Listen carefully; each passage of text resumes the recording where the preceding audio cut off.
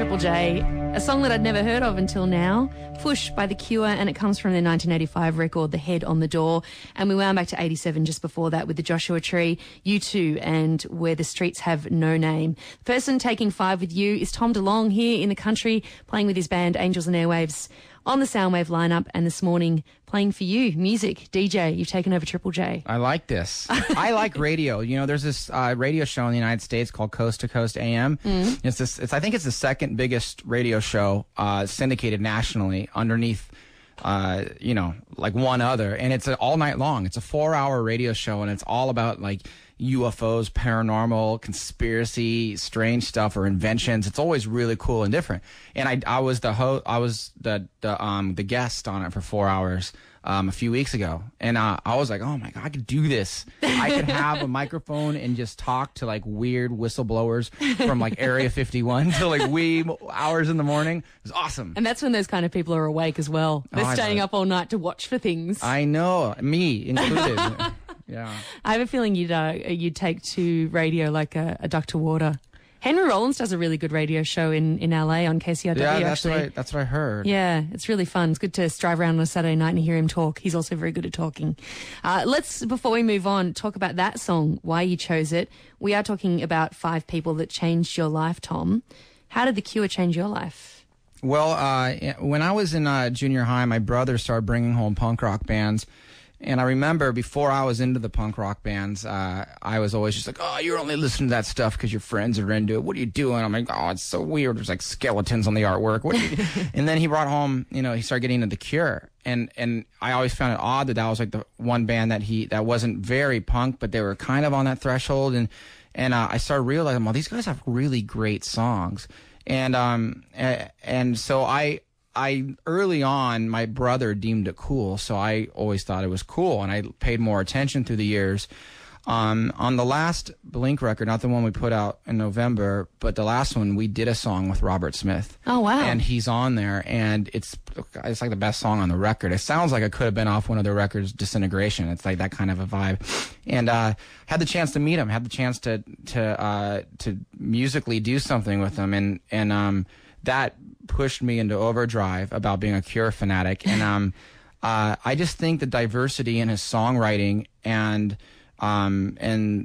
he brought this darkness and this torment, and then would put he'd put some colorful kind of twists on it that made it kind of romantic at times. And I just learned so much. I have so many songs I could tell you specifically in my career. I'm all, okay, listen to this song and listen to this Cure song, and you'll kind of go, know where I got these ideas from, But to this day, I still study what Robert Smith does, because I just think that he's one of the few timeless alternative rock songwriters. Does that happen a lot, where you're going back into your old collection, records that you listened to in your formative years, and still enjoying them, still taking cues from them with what you do today? I do, because I don't look at modern music. Modern music to me is fashion. It's yet to be proven. I like things that are tried and true. That have been tested for the past decades. Yeah. Because it's not that it's commercially, viable for decades. That's not the reason I get into it. I learned that there's certain songs that I just love that have been around for decades that I just kind of go, there's a reason why this song is speaking to millions of people still. And that's how I get inspired to write songs, because I hope one day I will touch on that little bit of magic that happens with the bands that I love, and it's that constant struggle and that constant journey is the only thing that keeps me going. It's kind of like when you play golf, where golf just totally sucks, but every once in a while you actually hit it good, and that's enough to keep you going. Keep you going, exactly. Yeah. Tom DeLonge's taking 5 people that changed his life, and letting you in on a bit of his past as well. Those 2 songs, I guess, soundtracking your formative years, getting into U2 when you were kind of in 6th and 7th grade, and then as a teenager getting into The Cure. You started playing music when you were a teenager, didn't you? You actually met Mark and formed Blink-182 in its early incarnation when you were still in high school, right? Yeah, I got kicked out of high school, and I got sent to another high school, and I met Mark's sister. she was dating my friend, a guy that I would go skateboarding with. Skateboarding was a big part of my life at the time. And she's like, yeah, my brother's moving down here from whatever city, and he plays bass guitar. I was like, hey, I need a bass guitar player, you know? And that's how it all started. Wow, and still making music together now. That must be kind of freaky for you guys to have seen each other grow up together. Oh, I know. Have families. It's so strange. And the strangest thing, and we were saying it's our 20th anniversary for Blink, and even Angels and Airways has been around for 7 years, and I just don't know how. I don't even know, like, I just, you know, there's so many times you feel like such a fraud, and you're like, you know, what do I know that other people don't know that let me still continue to do this? And I don't think there's much that I know, but I'm a decently clever guy. I'll figure my way out, but I just think there's so many great artists out there, and it's obviously so ultra competitive in the music industry, when the music industry is in such a flux of change for the past decade. But yeah, I've been doing this a long time, and I love it, and I'll go to my grave with a guitar, probably. Was there ever anything that you wanted to do before you started music? Was there something at the end of that "when I grow up" sentence? Yeah, I was going to be a firefighter. Of course. I was like, I honestly, in high school, I was a cadet, and I was going to be a firefighter, right? And I'll go to fires. I had all of my gear, my car, and I was really involved in that.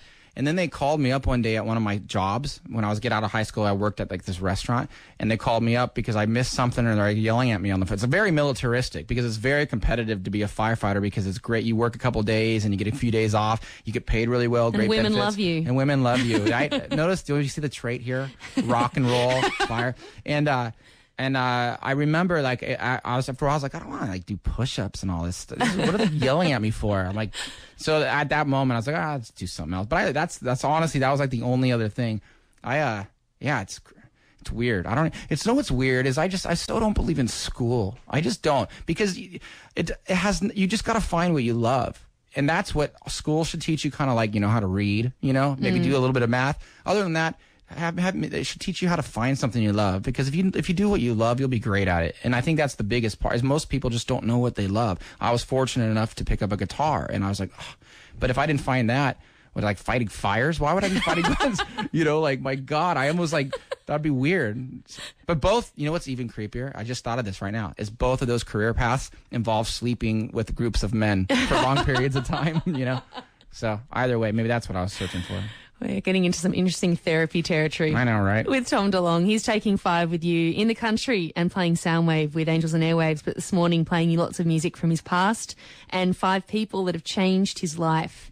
We're heading back into the 80s. Actually, I think this is our oldest song we had this morning, 1983, the year. A stalker song by The Police, Every Breath You Take. Tell us about why you chose this one. They've had so many good songs. I remember being in a car, and these girls were like, oh, they got this record, and a Police record of Synchronicity. And I remember at that moment saying, man, I've been seeing this everywhere. What is it about this band that's so... They were like the biggest band in the world at the time. It took me years after that to I mean, that would have made me 7, I guess, at that time, or 8 years old at that time. And but I... Now I look back, it's like what they did was if you notice this trait, even with the U2 and the Cure and the Police, they were all punk rock bands that were too good just to be in that genre, you know, and the Police were no different. I mean, they were looked at as, you know, they didn't fit in very well, because you have these bands like The Clash and all these other ones happening, you know, and here's the Police, they're like doing jazz and like dub reggae beats and all this different stuff, you know, but Every Breath You Take, it's like, it's a cool ballad, you know, it's somewhat about, I don't know. I always thought it was more about wanting to, you know, sneak in and have sex with some girl or something. I didn't, you know, I got a cynical tack. Yeah, you had a different route where like maybe someone was stalking him, but maybe, I mean, if he has sex for like 10 hours at a time, I'm sure girls are stalking him. But I just think this is like a cool ballad, you know, it's like a sexy ballad, and it's like, but it's done from, in a cool way, you know, and it's hard to write a love song and have it be cool, because, I've been trying it for years, and I don't know if I've landed it yet. Let's listen to the masters. It is The Police, Every Breath You Take. Tom DeLonge taking 5 with you here on Triple J. Bad Religion on Triple J and Anesthesia. And just before that, we heard The Police, Every Breath You Take, taking 5 with you this morning. Tom DeLonge walking you through 5 people that changed his life and all over the place. We hit the 90s, though. We've been in the 80s for the last few songs. 1990. Right. With a bullet. Yes. Well, Bad Religion that's a big one for me, because now you're into the time where I'm shaping my youth here, you know. Formative years. When you were a punk rock kid and you listened to Bad Religion, you actually felt like you were rebelling against the government because he's so intelligent. His lyrics were so intelligent that, you know, I'm like 15, 16. I'm like, yeah, totally anarchy, you know. But yeah, they're incredible. And they did a whole tour. They opened for Blink, and then Blink had some really great bands that have played with us, and that whole tour we got to shout at songs from the side of the stage, and then Bad Religion would play those songs, like whatever ones we'd tell. It was awesome. That's so good. Yeah, it was really good. Like instant request. Yeah. Have you always chosen the support band that's going to play for you, where you can on long tours through the States or through Europe? Have you chosen who's going to be setting up the crowd for you? Yeah, absolutely. Yeah, yeah, we get to choose whoever, you know, and I think that you know, sometimes it's just it doesn't always work because schedules have to work, you know. But yeah, you know, you have to say if you're the one headlining the show. And Soundwave is one of the biggest festival lineups, full stop, like across the whole year. But absolutely the biggest hardcore punk and metal festival of the year in Australia. 6 stages in many of the states it's hitting, and you're going to be hitting Melbourne later on tonight. Bad Religion are actually going to be playing at Soundwave as well. Yep. Along with a huge amount of other bands. Are you seeing? And it's actually kind of a vintage lineup as well, with a lot of bands from the sort of 90s and early noughties. Are there a lot of old friends from old days of playing music that you're seeing on the lineup? Yeah, you know, I see a lot of people, you know, and or I know, and I haven't had much time to hang out, you know, but absolutely. I mean, these things are like circuses, you know, where you're like, oh, I remember being on a circus with you a few years back, you know, and it's interesting. It's interesting. You mentioned that you don't listen to a lot of new music, that you're often listening to old stuff, but in terms of punk music and having that feeling of that you had with Bad Religion, where you really felt like you were rebelling against the world, do you think that still exists in punk? Can it still exist in 2012? Yeah, but it exists with different styles of music now, and I think that you know, that type of thing was very particular with punk rock music. Back in like the 80s and into the 90s, but I think with the internet, it's really caused so many different types of art to be able to express those certain ideas, you know, and that's what's cool. There's not such a divide between different types of music now as there used to be. There's just the punks and there's just the hip hop kids, and it's not like that anymore. And I think that's a really, really good thing. And I think a lot of those ideals need to be shaped for you when you're a young adult, when you're a teenager. I think that the idea of celebrating your individualism and finding how you can celebrate yourself by being different from everybody else and not, you know, conforming to the status quo. That's what's important about punk rock ethos. But those exist in so many different types of bands these days, and it's expressed in a much more artistic way. And that's what I enjoy. Do you feel like the stuff that you listened to and got inspired by as a teenager set you up for life? Yeah, absolutely. I think that when you listen to Angels and Airwaves, you'll see these large themes of love and war and just human emotion, but they'll always have this foundation of kind of a punk rock angst in there. I can't get rid of that as hard as I've tried, you know, but I don't want to, you know. I like to go on stage and play a bit harder than everybody else. And that's the cool thing about Angels and Airwaves. Like, it's a very hard rock, loud experiment, you know, and but now it's also very, very visual, and that's where I have a lot of fun with it. Well, hopefully we're going to see that visual aspect when this film opens in Australia sometime in 2012. Until then, you can see Angels and Airwaves at Soundwave. Last night, you guys kicked it at the Forum in Melbourne. 3 Soundwaves to go, and it's pretty much back to back. Tonight, you're going to be on stage 3 at 9 p.m. in the Melbourne Showgrounds. Adelaide, tomorrow Soundwave comes to you at Bonython Park, and then one more Soundwave in Perth at the Claremont Showgrounds.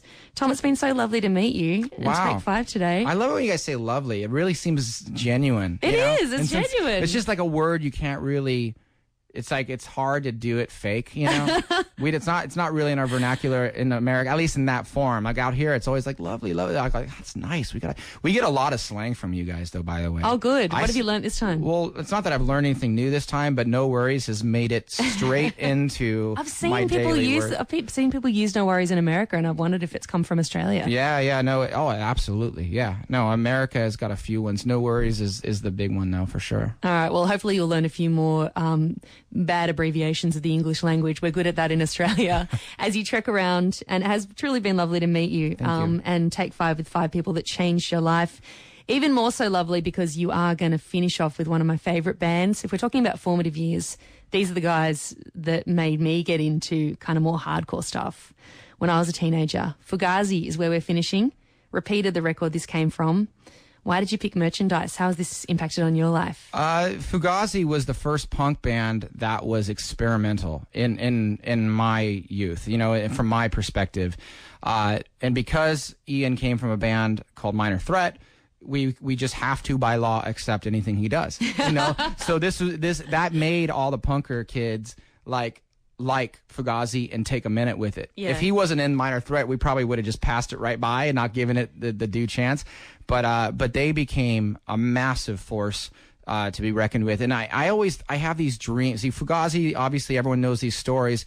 You know, this is a band that would not be tied to any corporation whatsoever. They will not play a show that's over $5, and they will not make any merchandise whatsoever. That's why the song called Merchandise. They don't even make T-shirts or anything. They're so I'm so DIY. They're too cool for school. They are the ones that created that, right? So I used to daydream of what this band would be like with a giant light show. You know, I was like, how cool would it be if these guys had like LED lights and video screens, strobes, and yeah, just strobe lights and stuff, and it was to every part of the song because the band was very, very dynamic and very emotional. They were all the emo words that people hear. Oh, they're emo, and trust me, we all hate it. But these guys are the ones that started that. They were, there's a guy. One of the guys in the band was in a band called Rite of Spring, and he would be.